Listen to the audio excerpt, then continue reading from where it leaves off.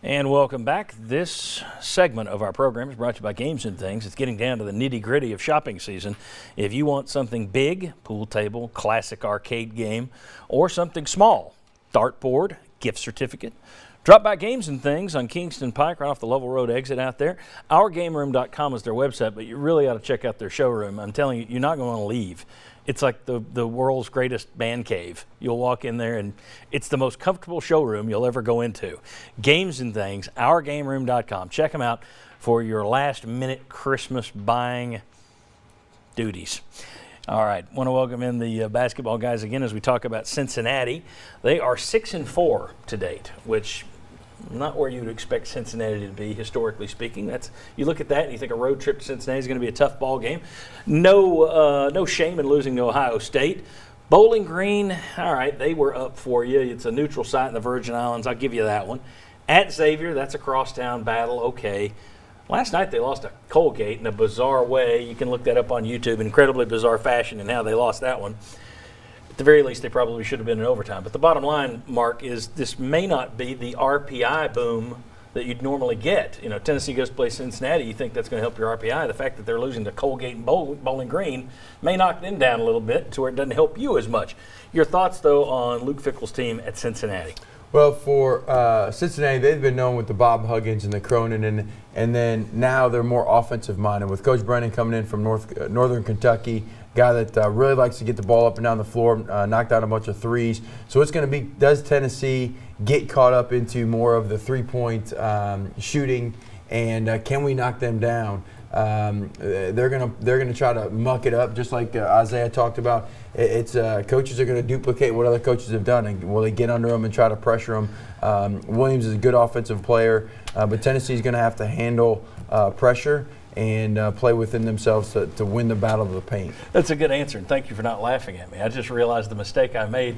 When you do this show and you're writing it at 1 o'clock in the morning and you're thinking Cincinnati's basketball coach and you write down the name of their football coach, you probably ought to catch that the next morning when you're doing it. Luke Fickell, of course, their football coach, former Ohio State coach.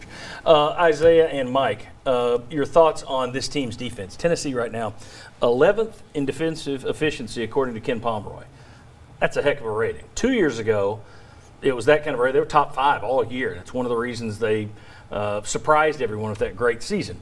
Last year, the defense wasn't as good because they had a much better offense. It's early. You haven't played the strength of your schedule. Is this defense on par with the defense from 2 years ago? Are you buying into it, or you still want to see more before you're going that far? I'm buying into it, man. I think we got defensive-minded players. They got Turner playing the point, and he's guarding those guys when they come across half court pretty hard. And of course, Fulkerson's going to play D, Pons is going to play D, Bowden's going to play D. And I expected it to be like that this year because we lost so much scoring. And defense can keep you in every game. I don't know if we'll be top 11, but I know that's going to be our cornerstone, our defense, and I think that's pretty much how it's going to be the whole year.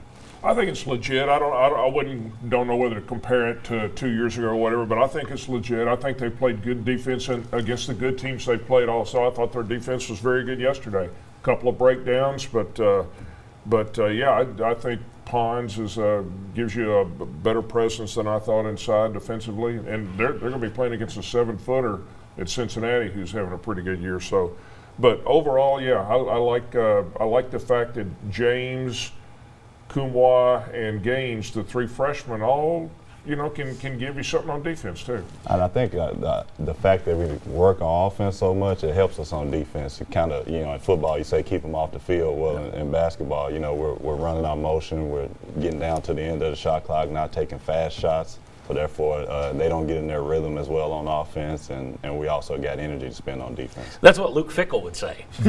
Well, I'm going to use that analogy the opposite way. I think our offense right now is putting so much pressure on our defense that it's going to wear us down, and that if we're not making jump shots, if we're not creating easier opportunities, and we take a lot of tough shots. Yes, we missed a lot of open ones yesterday, but our offense is putting a lot of pressure on our defense, and if a long season, scouting reports, SEC play, I could see our numbers going down defensively if we don't turn it around offensively. Very good. Thanks, guys. Appreciate it. These guys will be right back. I've got an interesting question with the whole panel. Nick Saban made a comment this week that might have been taken as a little dig at Jeremy Pruitt. Does he have a point? It's about assistant coaches, so I'll ask our assistant coach first. Come on back. and we'll talk about Cincinnati basketball and Zach Taylor. No, wait, that's the coach of the Bengals. Come on back.